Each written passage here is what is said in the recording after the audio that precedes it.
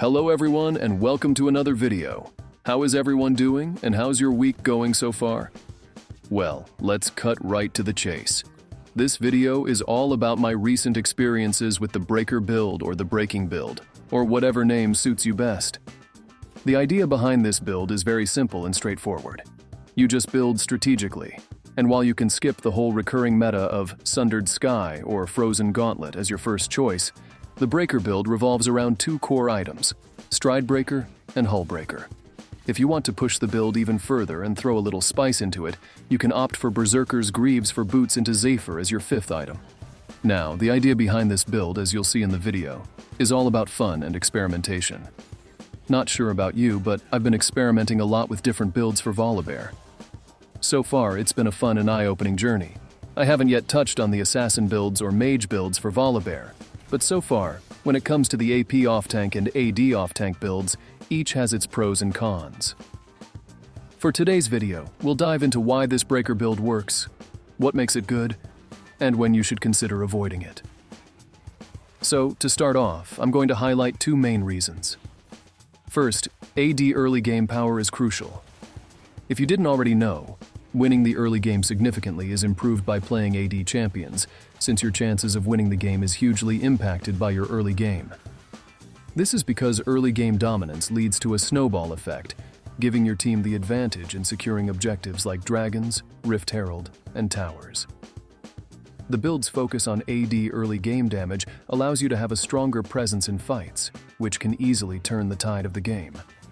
Also, split pushing becomes incredibly strong in the late game with this build, with a few exceptions like champions such as Kayle and Malzahar who can defy the traditional logic of fair fights.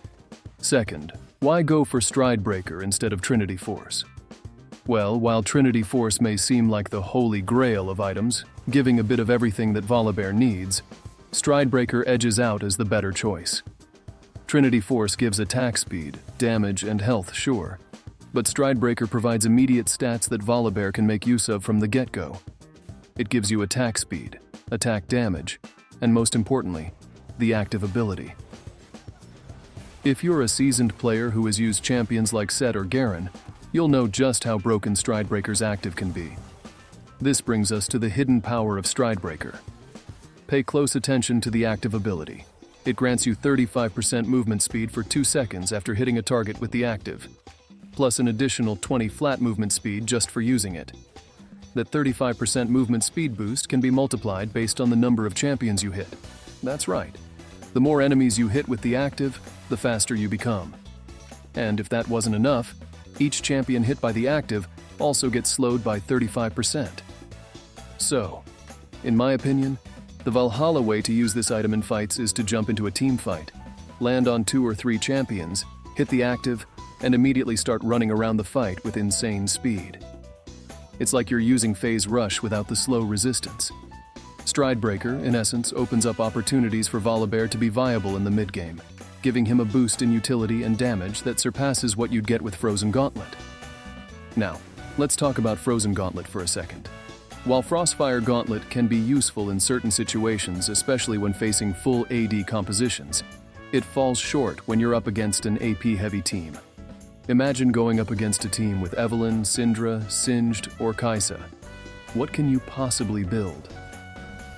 Most of the AP items are expensive, and even though Rod of Ages is a good choice, it takes time to stack, and you still won't have magic resist until much later. But when you go for Stride Breaker, you skip the defensive build and go straight into damage. You become viable in the early game, converting your aggression into mid-game usefulness. Stride Breaker also gives you wave clear potential with its passive, which is similar to the Titanic Hydra passive. Combined with Volibear's own passive, you'll be able to clear waves quickly and efficiently. This makes Stride Breaker a key part of the build, allowing you to experience a different type of Volibear's strengths. Now, let's move on to the second item, Hull Breaker. This item provides 3 core stats: percentage movement speed, attack damage, and health. It's a great fit for Volibear, and its hidden passive makes it even more powerful. Every time you hit a structure or champions at the 5th auto attack, you do extra damage, and your minions gain resistance and deal bonus damage to the structure, turning Volibear into a split pushing machine. If you combine Stridebreaker with Hullbreaker, you'll find that these items synergize very well, especially in the mid-game. You can quickly switch from a jungle role to a solo laner at any point in the game. For example, after a successful fight in the Dragon Pit, while the enemy team is down 2 champions, and your team only got support and a mage usually, you can head to a side lane and start split pushing. With these 2 items, you can easily take down at least 1 tower, if not more.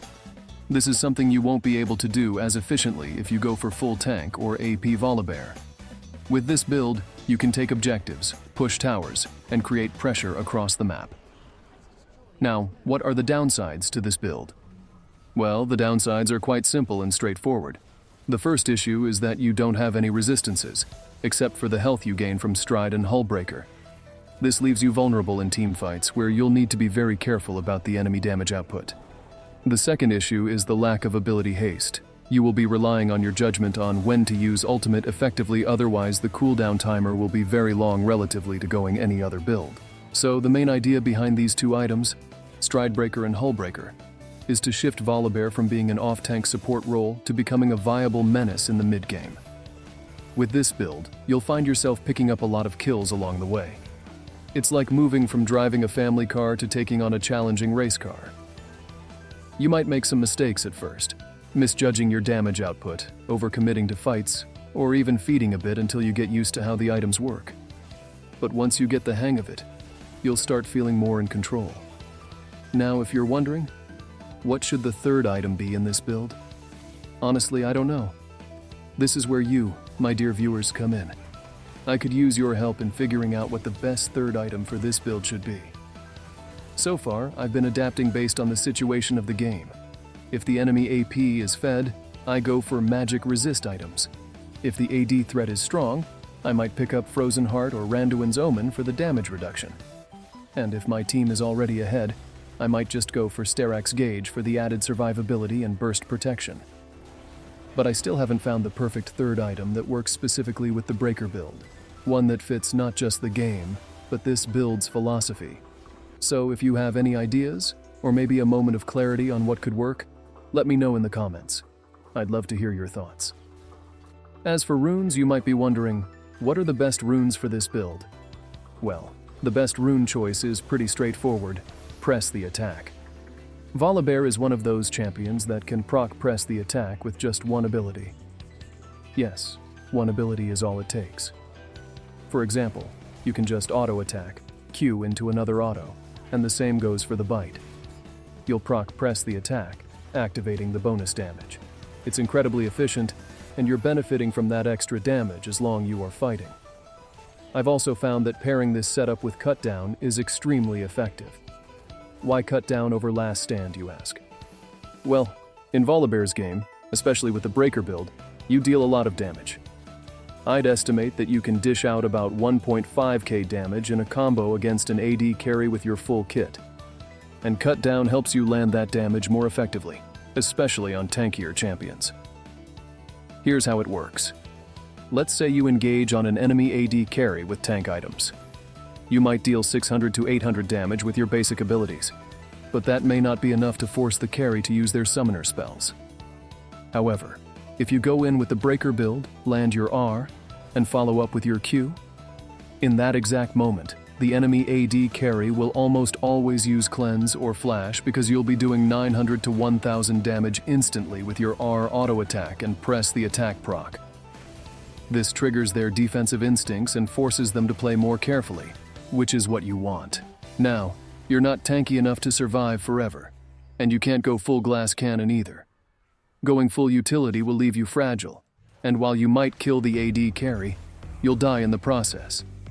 But with this middle ground between damage and survivability, using these easy-to-build items, you'll find that Volibear becomes much more consistent and reliable in fights. It's like driving a new car. It might be rough around the edges at first, but once you get a feel for how the build works, you'll start experiencing a whole new vibe in your games. Well, this is my take on the Breaker build so far. I've been spamming it because, as the game is progressing right now and I'm aiming to reach Master, we need to be winning a lot of games. But of course, I need to focus on staying in Diamond long enough to reach Master since we seem to be dropping as soon as we get there.